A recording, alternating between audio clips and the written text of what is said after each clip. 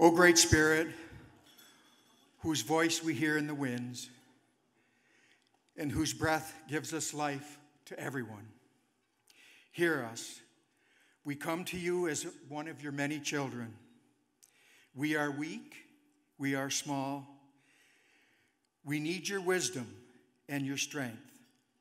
Let us walk in the beauty and make our eyes ever behold the red and purple sunsets. May our hands respect the things that you have made and make our ears sharp so that we may hear your voice. Make us wise so that we can understand what you have taught our people and the lessons you have hidden in each rock and each leaf. We ask for your wisdom and strength, not to be superior to our brethren, but to be able to fight our greatest enemy, ourselves. Make us ever ready to come before you with clean hands and a straight eye. So as life fades away as the fading sunset, our spirit may come to you without shame. Thank you. Ladies and gentlemen, please welcome event co-chair Leo Degay.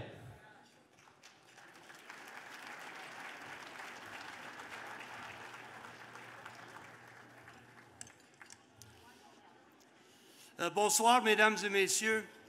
De la part de tous les ex-parlementaires, je vous souhaite la plus cordiale bienvenue à cette soirée reconnaissant l'honorable Bob Rae.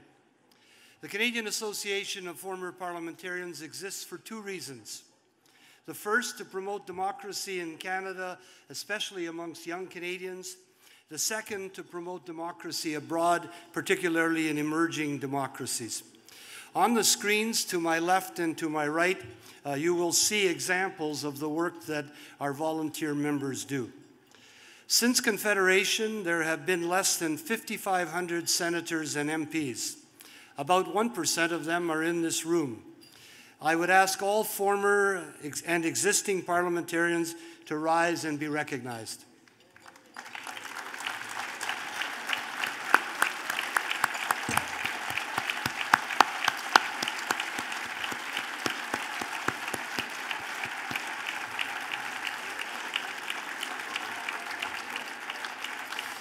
Et maintenant, mesdames et messieurs, j'ai l'honneur de vous présenter votre table d'honneur.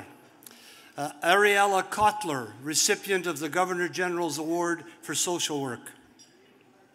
L'honorable Irwin Kotler, professeur de droit et député de 1999 à 2015. The Honorable Bill Davis, Premier of Ontario from 1971 to 1985.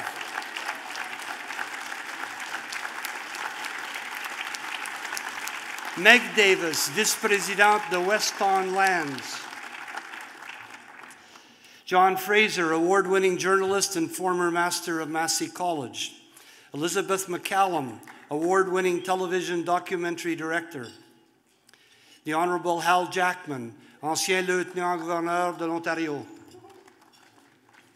Charlotte Duguay, professional interior designer who owns a small company where I am sometimes gainfully employed. Brian Laforme and Ricardo Laforme. Brian is former chief of the Mississaugas of New Credit First Nations. Andy Mitchell, le président de l'Association canadienne des ex-parlementaires. Arlene Pearlie Ray, well-known author and commentator and a champion of children.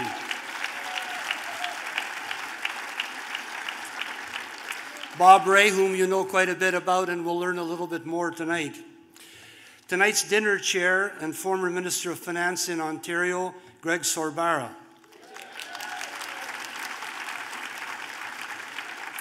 And Kate Sorbara, who is a poet, an expert gardener, and oversees a large family with 15 grandchildren. Mesdames et messieurs, votre table d'honneur, your head table.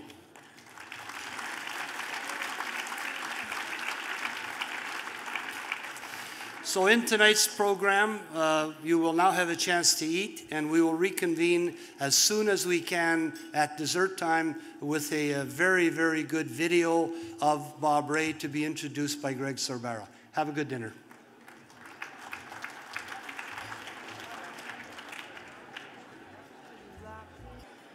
Alors, mesdames et messieurs,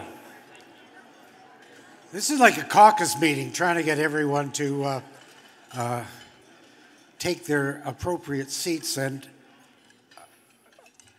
I want to begin by simply expressing my profound gratitude to all of you for being here. Now, I've chaired a lot of dinners, but no dinner with such an incredibly eminent gathering of people, and to pay tribute to a truly remarkable Canadian.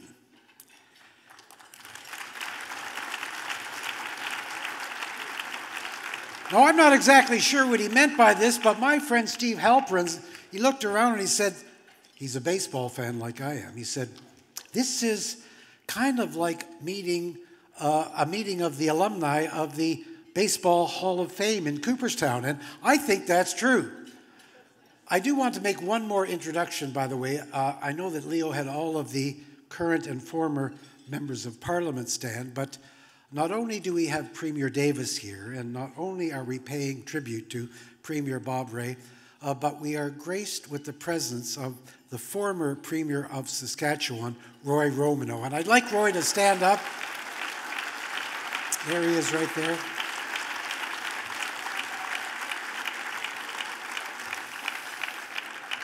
I also need to take a moment to express my gratitude to all the people that have worked so hard to bring us all together on this beautiful spring evening in Toronto.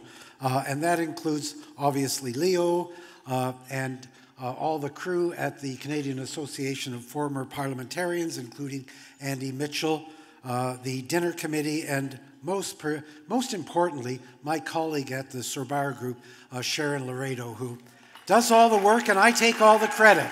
That's the deal we have. Alors, nous sommes ici pour honorer un homme très remarquable, a truly great Canadian. But I need to put this in a little bit of context, particularly because Premier Davis is here. Some of you may not know that there is an ongoing debate in Ontario about who was the best socialist premier in Ontario. Was it Bob or was it Bill Davis? We are not going to settle that tonight, but to add to the confusion, I am going to read a letter under the hand of our friend William Grenville Davis. It reads as follows. I have known tonight's honoree since 1982, when he was first elected to the Ontario legislature. Of course, he was a federal member of Parliament before that. And you may have noticed, writes Mr. Davis, that jumping from the federal government to the provincial government was not the only time that Bob changed his mind about politics. Now, across the floor when I was premier, I recognized the brilliance of this young man. He was quick on his feet in the House and spent much of his time lobbing lengthy and pointed questions in our general direction. He was very smart, very funny, and very misguided. I have often taken the opportunity to remind him of that throughout the many years that we've been friends. Now, many years later, Mr. Davis writes, after we stopped arguing in the legislature, we worked together on a review of post-secondary education. Bob did a wonderful job, and the report drove an historic reinvestment in our universities and colleges. Of course, by that time, he was listening to me more effectively. Like many of us, Bob has never been able to resist the call to public service. Whether it's the Red Cross, or Air India, or Burnt Church, or Myanmar, Bob rises to the challenge of trying to solve some of the world's most intractable challenges. I admire that very much. Politicians such as Bob, yes indeed, okay. Mr. Davis concludes, politicians such as Bob don't come around very often, but we are all better off when they do. Bob, my dear friend, you're one of a kind. You are fully deserving of this award, and I congratulate you. Sincerely, William Grenville Davis, Premier of Ontario, Socialist Party of Ontario.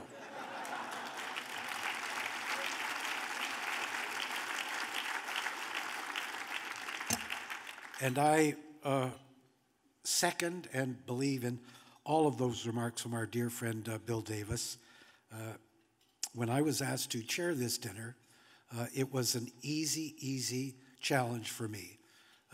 Bob and I have known each other since I joined the Ontario Legislature in 1985, and although we fought across the floor and in different political parties, I've had an enduring administration, and the challenges that he has taken up in this province, in this country, and in this tiny globe have always left me in awe of his energy, his determination, his intelligence, and resourcefulness. And so, Bob, from me, congratulations et merci beaucoup. And now, I'm going to ask you all to pay attention to the screens for the tribute video. Thank you very much. Merci beaucoup. Please welcome former master of Massey College, our good friend John Fraser.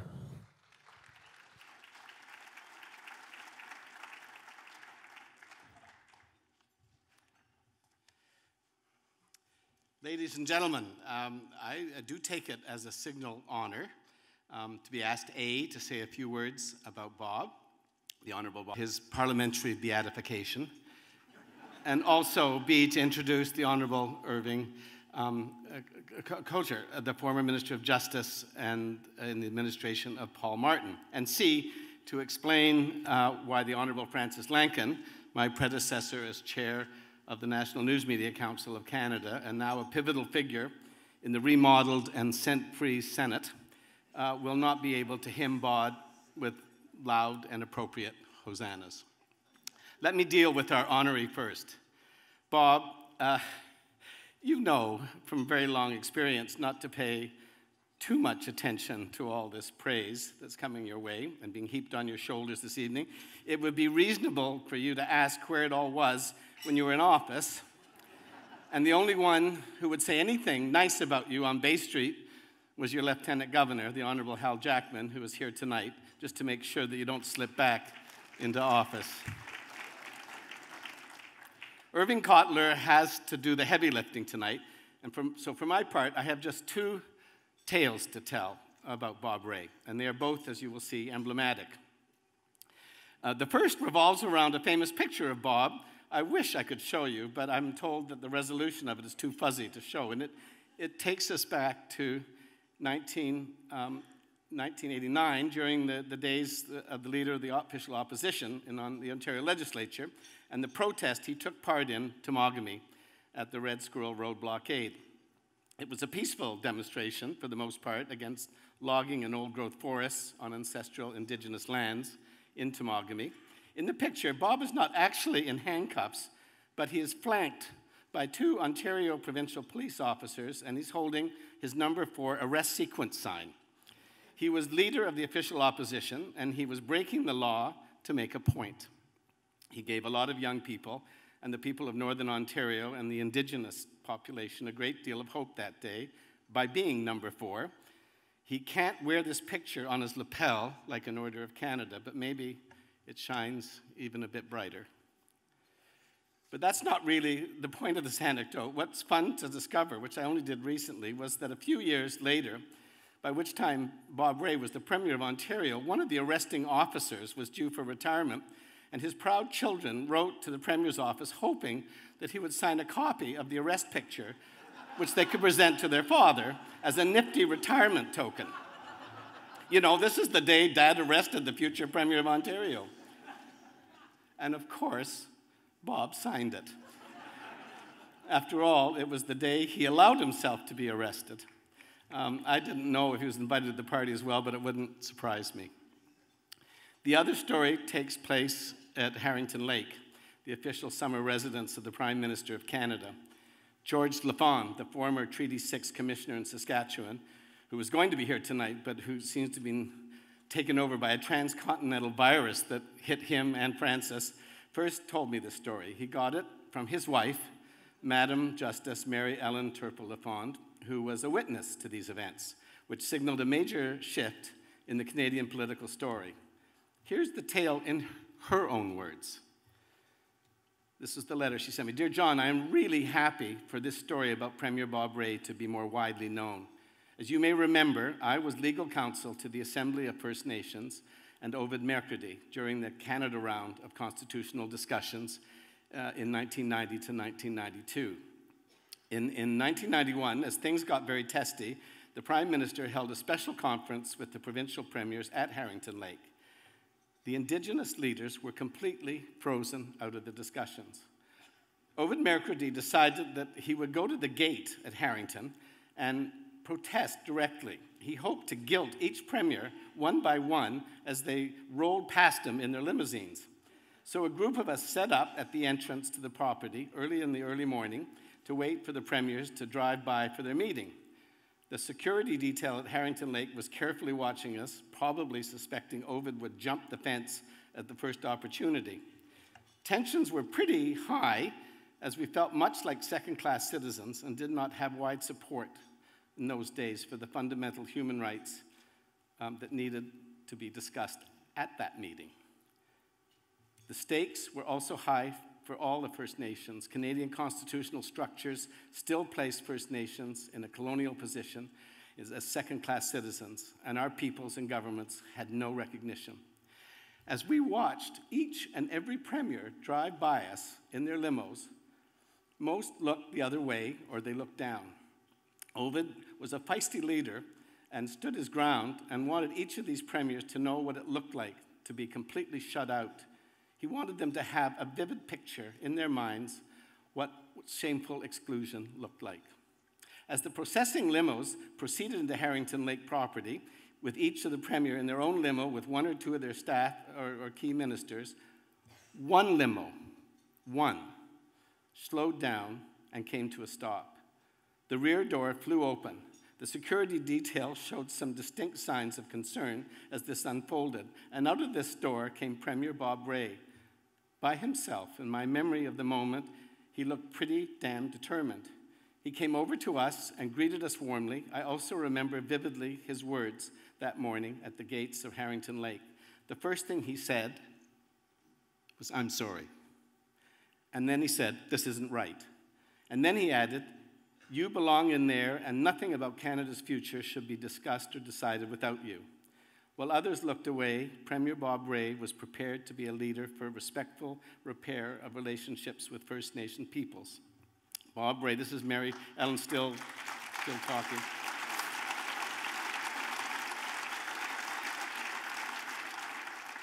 Bob Rae's deep humanity, sincerity, and vision of an inclusive Canada was on display that day, and it lifted our spirits. I later learned that he told the Prime Minister and the Premiers that Ontario would no longer take part in constitutional conferences that excluded First Nations, period. After that private session behind closed doors between the Premiers and the PM was finished, we were soon welcomed to the table. It turned out Ontario was a fairly important province in Canada. Bob Rae made that happen. So in our history,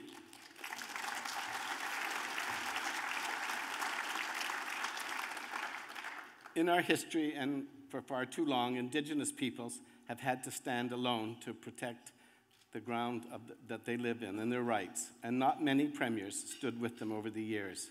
Certainly very few were capable of being as direct and human in discussing critical issues. Well, there was Bob and there was Bill Davis. He's a remarkable man, Bob Rae, who has a commitment to justice and human rights that is clearly personal and lifelong.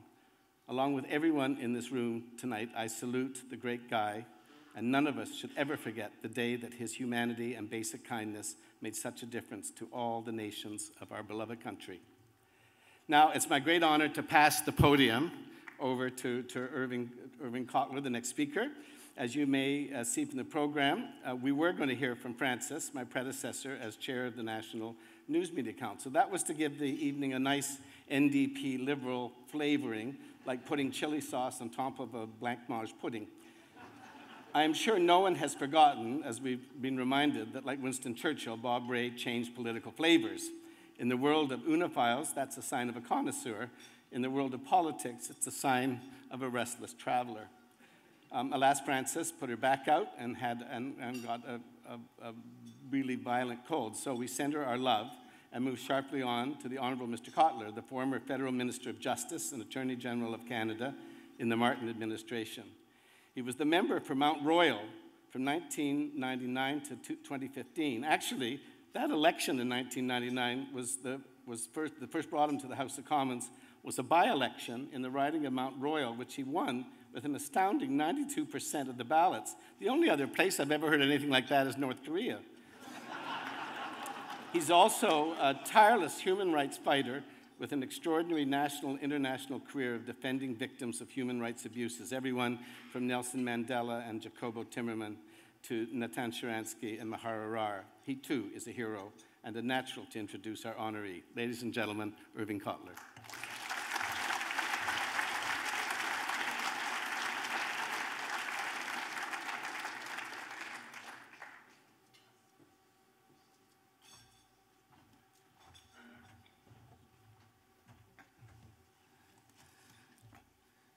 Thank you, John, for the kind introduction, but more importantly, for the very enlightening words about Bob Rae, of Bob as being a pursuer of justice, of humanity, and human rights. That sums it up better than anything I could have said. It borrows also from the lexicon of Francis, who couldn't be here. So I have to say that if you forget everything I say, remember those words about Bob's commitment and engagement in the struggle for justice, human rights, and humanity. Mr. Chair, Greg, founder of this organization, Leo, chers amis, friends. I'm delighted to be here and participate in what Greg properly said was a remarkable gathering. A remarkable gathering where we come together to celebrate the life and the achievements of Bob Rae, a quintessential Democrat who follows in the line of Democrats who have been previous honorees for their promotion and protection of democracy, which underpins what this association is all about. And with regard to Bob, an exemplary parliamentarian, political leader, policy architect, not just policy wonk, rights advocate, public intellectual, engaged educator, family man, and where his wife Arlene Pearlie Rae, whose eloquent words you heard earlier this evening, and his 3 daughters have been together with him in common cause, and where their involvement with him has enhanced that common cause on behalf of all of us. May I share with you some reflections of the lifetime achievements of this great and good man that I've personally witnessed as a friend and colleague of long standing. First, Bob was amongst the best of the parliamentarians in both houses, in provincial and federal, and I would say the best parliamentarian that I witnessed in the House of Commons, combining brilliance, oratory, wit, repartee, and if you recall Bob in the House, the whole without notes in both languages, and with a judicious, compelling, self-effacing demeanor that won plaudits from all sides of the House. Not surprising, therefore, that he was voted by his colleagues as being both the best parliamentarian and the best orator in the House.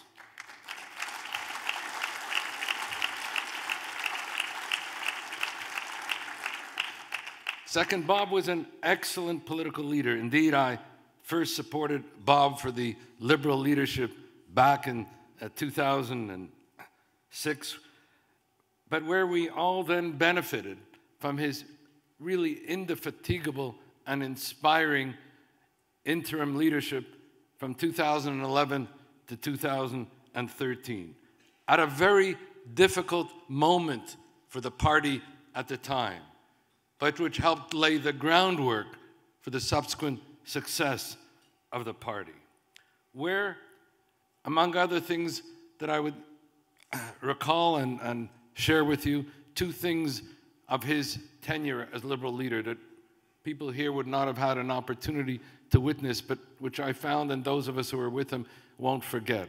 One was the weekly caucus meetings, where, among other things, we could take a special delight in Bob's repository of experience, expertise, and excellence, both in domestic and in foreign policy, and where, frankly, question period was a delight to anticipate and experience because of his incredible, again, combination of wit and wisdom, which would find daily expressions at the time.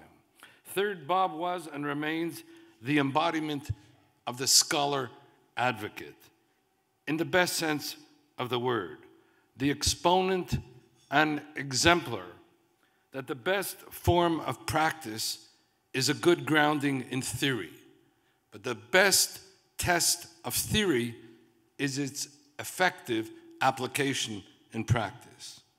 Fourth, Bob Rae is the ultimate policy architect. Whether it be the public inquiry and report on the Air India bombing, which I received at that time as a Minister of Justice and member of the Cabinet in November 2005, but which remains as a model for counterterrorism law and policy, whether it be his recommendations re threat assessment, intelligence gathering, security coordination, public outreach, and engagement with the families of the victims, or whether it be now, and reference was made to it, to his compelling report as the Prime Minister's special envoy in the Rohingya crisis, where his report is appropriately titled by Bob Rae and in the voice of the Rohingya victims. The report is titled, "Tell Them We Are Human," and sets forth an action agenda underpinned by Bob's appreciation of the sense of urgency in the face of this ongoing mass atrocity. And I can only hope that the government will act with all deliberate speed to implement Bob's action agenda and recommendations in the report.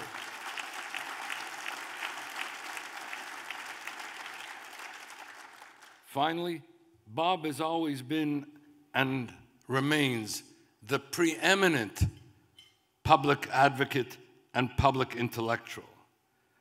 Whether it be the case and cause of Canadian constitutionalism, the promotion and protection of democracy, the rights of Indigenous people, as you have heard, the imperatives of social justice, or a principled and effective foreign policy. Bob's leadership and his grassroots involvement and footprint at the same time continue to inspire and educate us all to be better parliamentarians, to be better citizens, to be better people, the whole for the betterment of Canada and the human condition. And so I'm delighted to call upon and invite Bob Rae up here now, the person who, as Premier Davis put it, is one of a kind, whom, if I may borrow from Arlene remarks in the video, is a person who has shown that one person with the compassion to care and the courage to act can confront evil and injustice and transform history. Bob, I'd like to invite you to come up and graciously accept this award.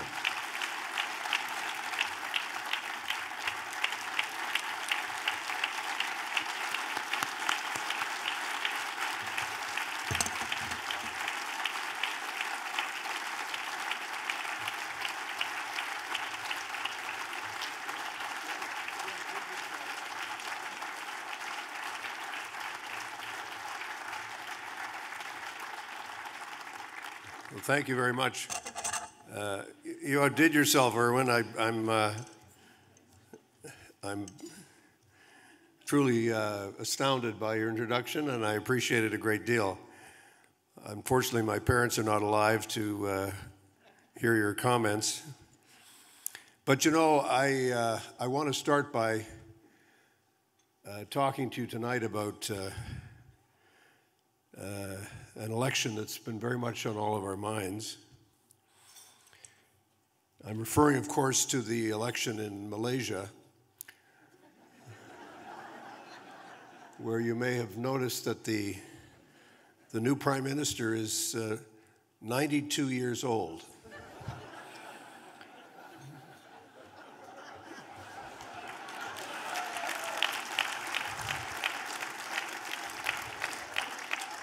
So first of all, I want to assure you that everything that's been said tonight has been archived. And secondly, to say that in 2041, I'm ready. I'm ready for it. I'm ready.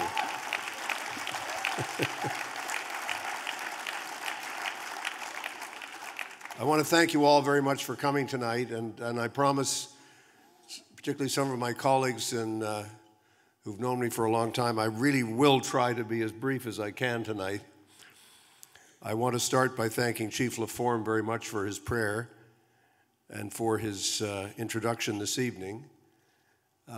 The cause of the First Nations has been very close to my heart for a very long time, and I want to express my strong appreciation to him for giving us such a warm and meaningful introduction to the night. So Brian, thank you very much. It means a lot to me. I want to thank all the people who corralled everyone to be in the room tonight. I know that these evenings have a bit of a ritual to them. We go through these fundraising events of one kind and another. And particularly, I want to thank, I'm looking right at him, not Greg Sorbara, but Sharon Laredo for doing all the work and getting us here tonight. It's very meaningful to me. I also want to thank and you'll appreciate this, I hope from my background, and particularly appreciate the fact that I'm not going to be playing or singing tonight. I want to thank the musicians who really did a wonderful job at entertaining us this evening. It means a lot to me to have music as part of the experience tonight. I don't want to get too emotional, but it means an enormous amount to me to thank Premier Davis for being here this evening. It's a source of great joy to me in my political life, and I enjoyed listening to Mr. Clark tonight, who showed only a trace of what in French we would call amertume, but a little bit of sense of remiss. But his generosity in being on the program tonight says a lot about our politics. But tonight we have Bill and the two Roys here tonight. And for anyone with a sense of history, you will know that the only one missing is Mr. Chrétien. And I gather the Royal York Kitchen is not available tonight, so there's no way we can get them up into any constitutional mischief. But seriously, I want to thank Bill Davis for being here tonight. It's true to say that we have had a long friendship. as well as a lot of sparring along the way. I really do appreciate very much his being here, as I do so many friends from different political parties, some of which I was actually a member, and two of which I was a leader. So it's wonderful to have all of you here, and to have a sense, a little bit of, I may be reading too much into this situation, but a sense of forgiveness, for which I am very, very grateful. Speaking of forgiveness, my wife, Arlene, has said that she was along for the ride, but that's not so much the situation.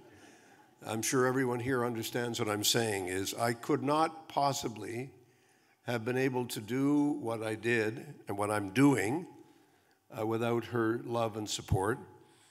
And the same is true, please. And the same is very much true for my daughters and their families, and also their forbearance at occasionally being brought out to events such as this over many, many, many years.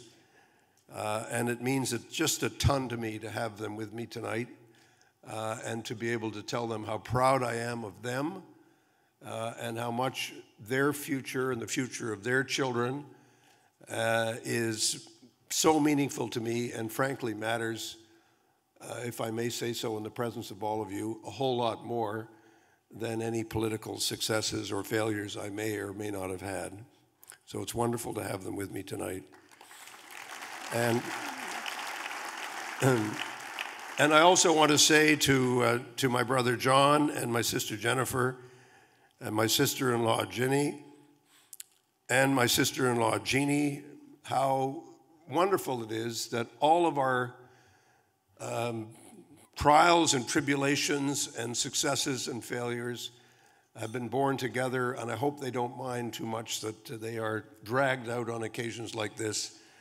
But I just want to say this politics has very much been a family affair. Even when my brother and I were in different parties, which is the source of some considerable amusement to my father and mother, but even today, as we look at issues, I'm so grateful to them and to their families for the love and support that they've given to me over a considerable time.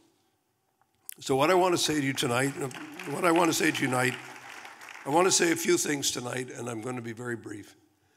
The first thing I want to say is that politics is not to be despised.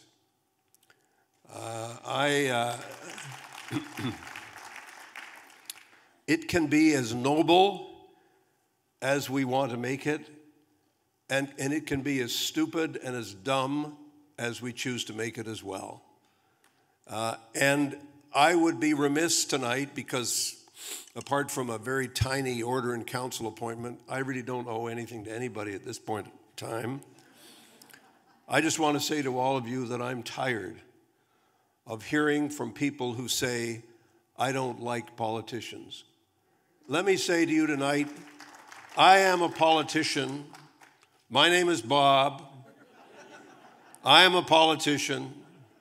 I am proud of it. I believe in it. I think it's necessary. And we need good politics, and we need good politicians. That's what we need. That's what this country needs.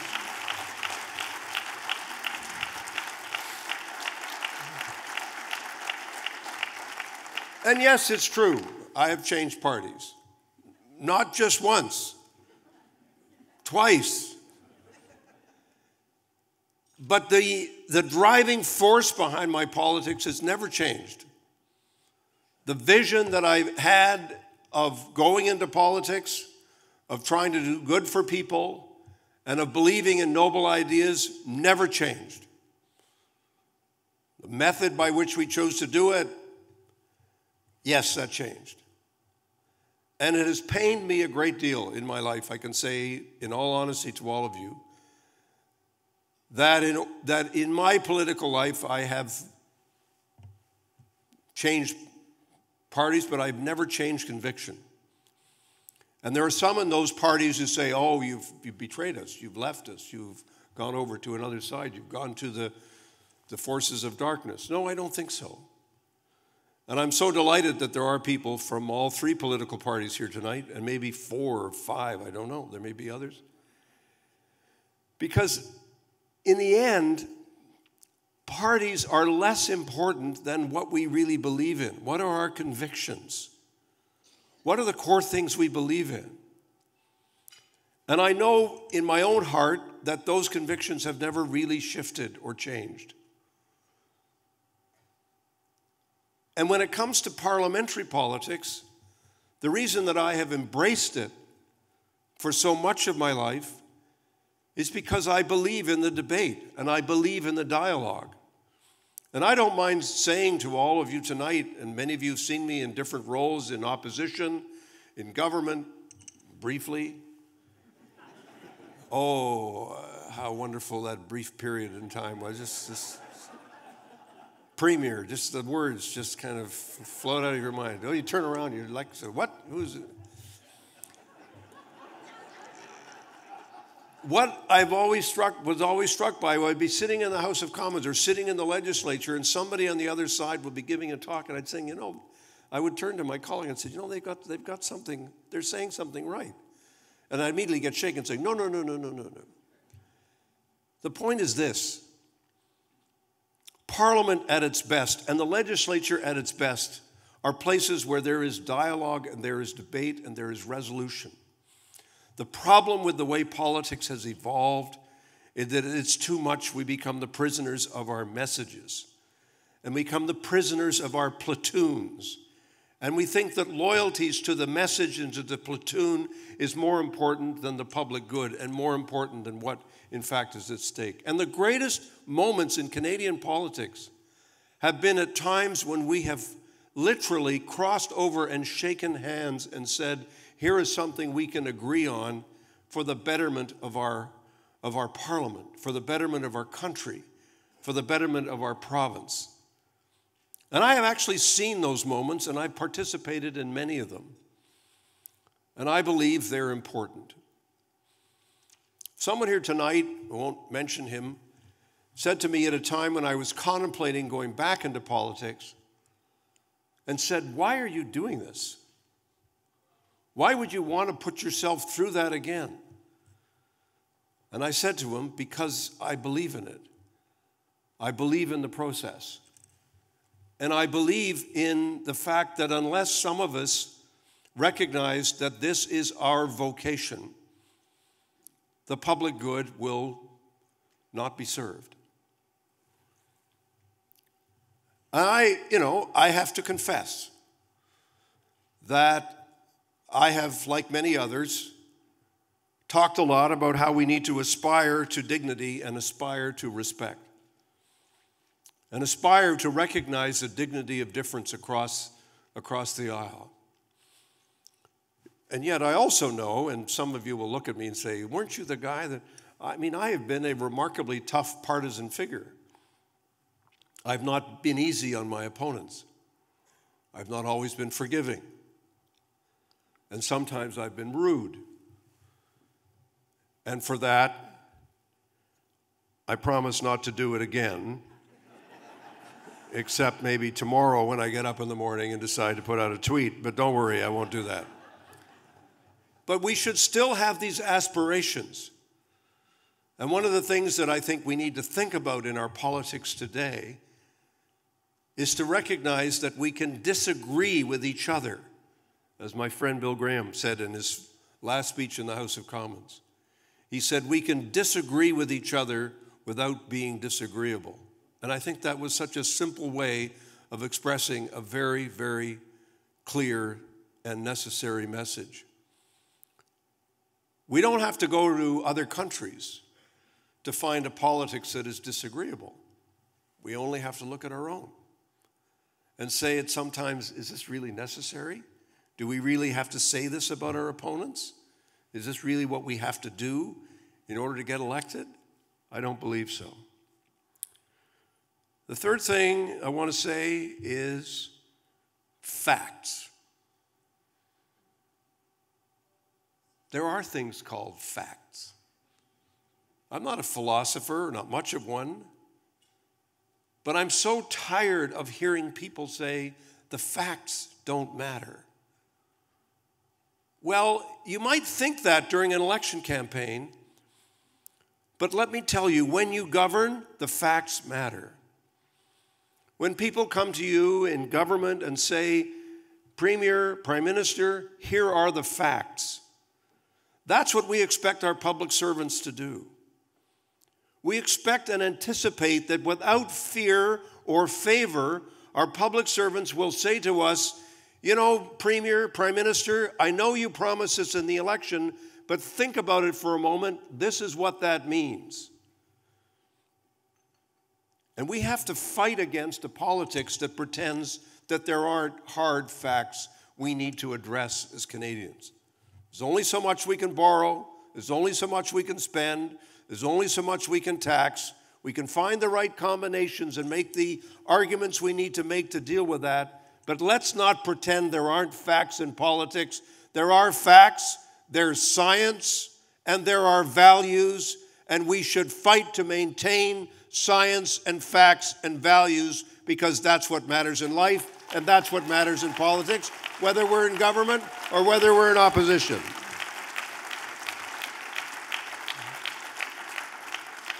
So I have to confess in conclusion, and I know you'll want to hear these words in conclusion, particularly my brother, who has long complained of my longevity in public speaking.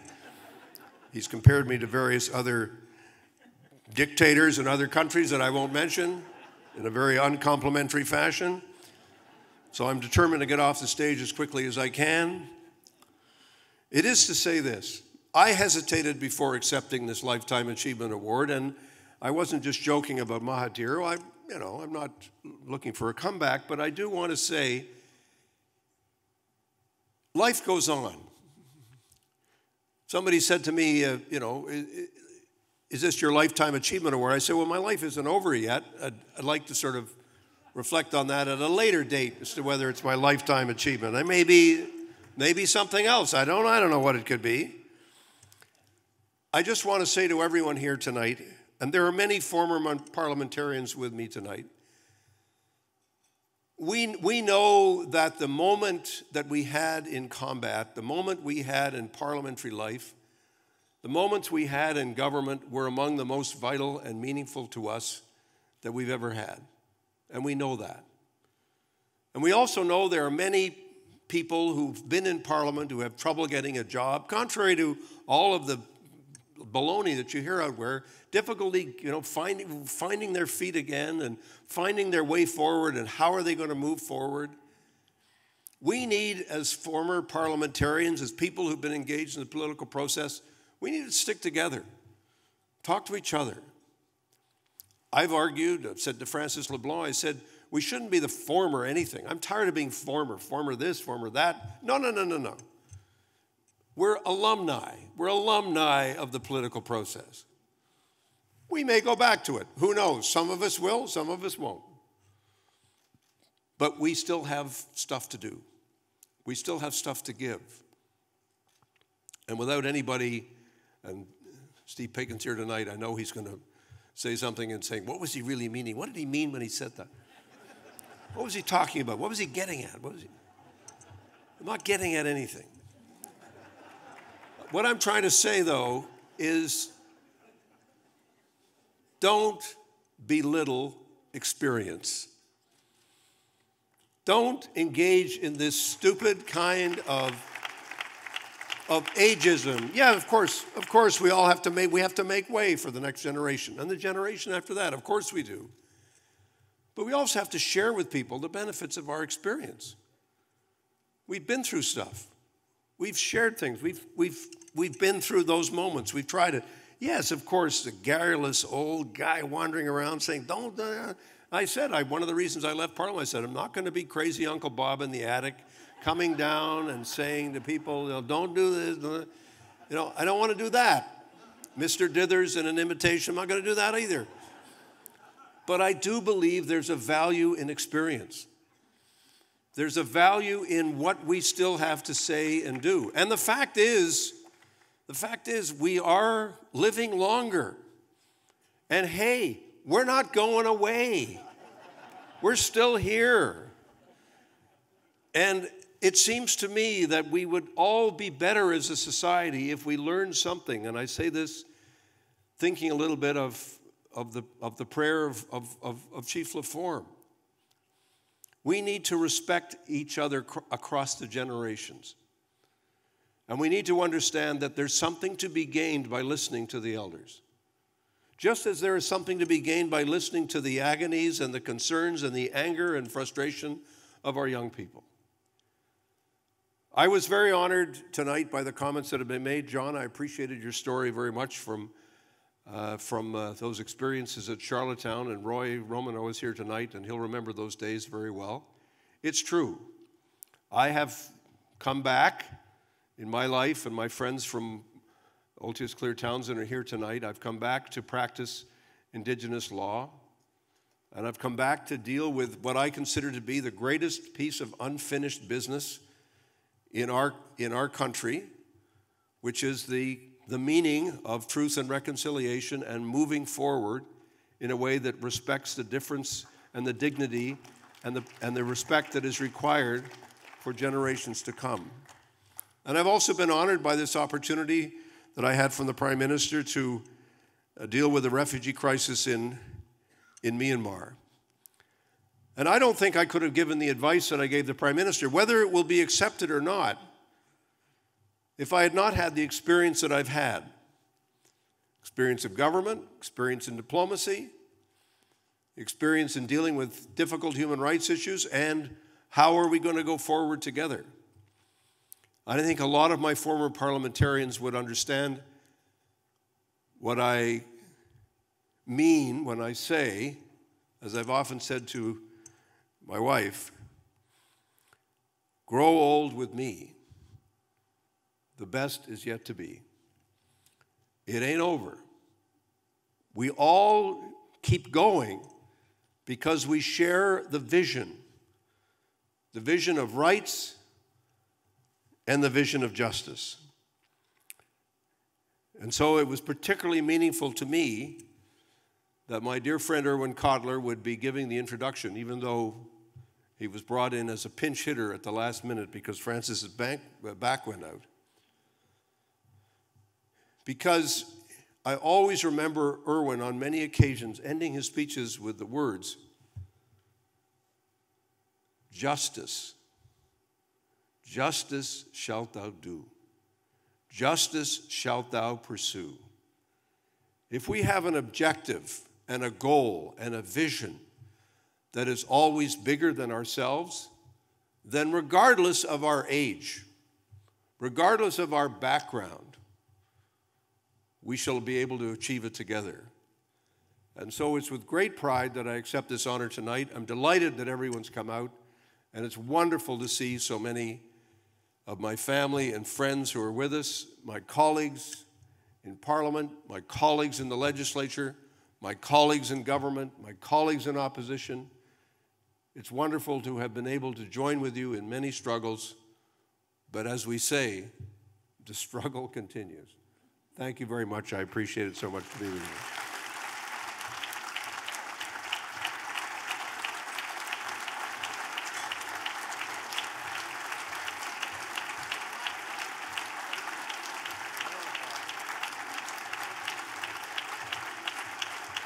Ladies and gentlemen, I'm going to ask Andy Mitchell, the president of our association, to make a presentation of a specially minted coin, the fifth of its existence.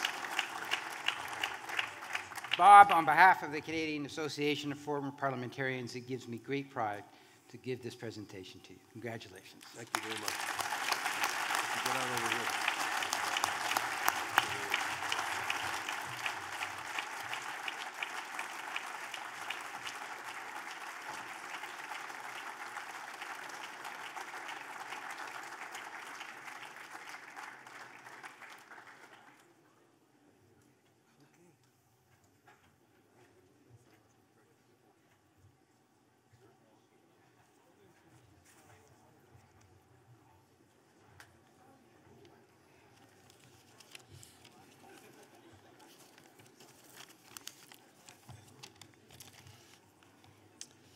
Thank you very much. As you know, these events have a secondary purpose, which is to raise money for our association. And I want to invite James Skonyak, the VP of Corporate Affairs of Bruce Power, and Pat Dillon, the Business Manager and Secretary-Treasurer, Provincial Building and Construction Trades Council of Ontario, our presenting sponsors, to say a few words.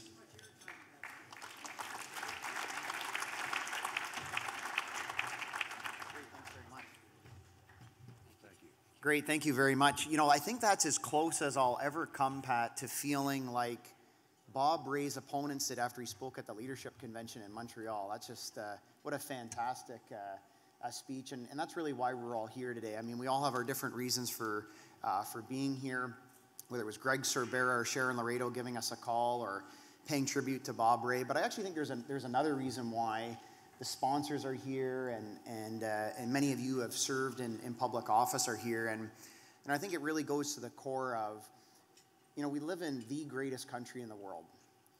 And for any of you, whether you've worked in the public sector or the private sector, and you traveled around the world, for a country like Canada, 30 million people, we punch above our weight. People look to Canada. And I think the reason why they do, we all have our own reasons why we love Canada. It fundamentally comes down to the people. Fundamentally comes down to the people. And it's the people in this room who have served in public office, whether it's at the provincial level or the federal level, that have been able to harness that energy of the Canadian people to build the country we have today.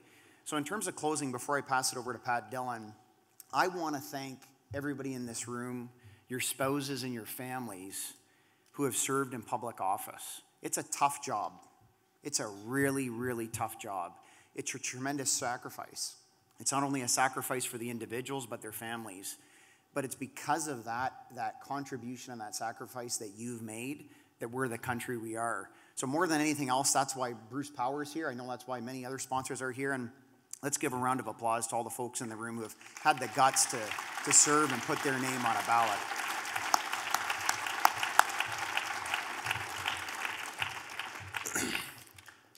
Thank you. I'd like to thank all of you for taking the time to honor Bob Ray and for helping to make tonight's event a great success. Thank you also to Bruce Power. Most people in the working world out there would think that owner clients and unions don't get along that well, but we do have a great partnership with Bruce Power, and we really appreciate being joined here tonight to show as labor and owner-client that we can work together, and this event is a great example of what you can do together if you work together. And I think a lot of comments that Bob Ray made about values and so on is buried right in that. As business manager, I want to say to Bob Ray, as business manager of the Provincial Building and Construction Trades Council of Ontario, I'd like to thank you for your service and dedication to our province and our country. The leadership roles you have assumed in public life are a testament to your commitment to the people of Canada. I recall in the early 1990s, Premier Ray steered this province through a very difficult global recession, and his decisions were not without controversy at the time, and people still debate the legacy of those years. In fact, in today's polarized political climate, partisan posturing continues to push different narratives about the legacy of the social contract and the Ray days. 18 years after Premier Ray had gone through that exercise, President Barack Obama followed the very pattern that Premier Ray had shown back in the early 90s, and we commend you for that leadership.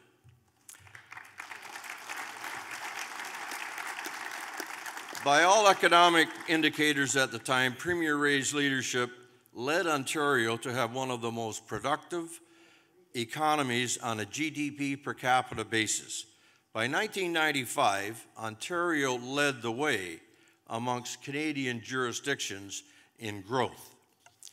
Ontario matched or outranked most other jurisdictions on labor participation rates, expert performance, research and development expenditures, and education. Do you hear anybody talking about that, about the Ray era of the 1990s? Bob worked to save Algoma Steel in Sault Ste. Marie, and his guidance in Bombadier's purchase of de Havilland aircraft in Downsview from Boeing demonstrated his artful negotiating skills.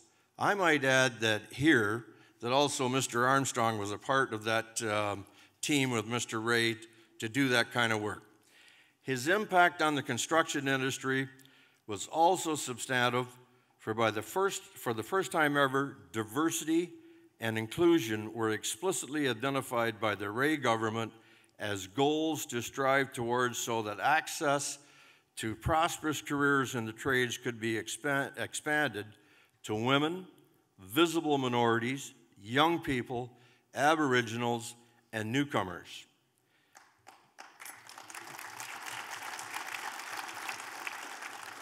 We're 20-some years later now, and we're just actually starting to make some inroads on that file. But that was visionary stuff on behalf of Bob Ray and that government of the 90s. We've come a long way since then, and there's a lot more work to be done on that front, but Bob Ray did pave the way forward. In my view, Bob is highly driven by his compassion for people and his desire to see our country succeed and lead by example on the world stage. On behalf of the 150,000 construction workers that I represent in our Building Trades Council, and by the way, our president, Jim Hogarth, is here with us tonight. On behalf of those 150,000 unionized construction workers, we want to thank Bob Ray for his leadership over the years, both provincially and federally and on the world stage. Thank you very much, Bob.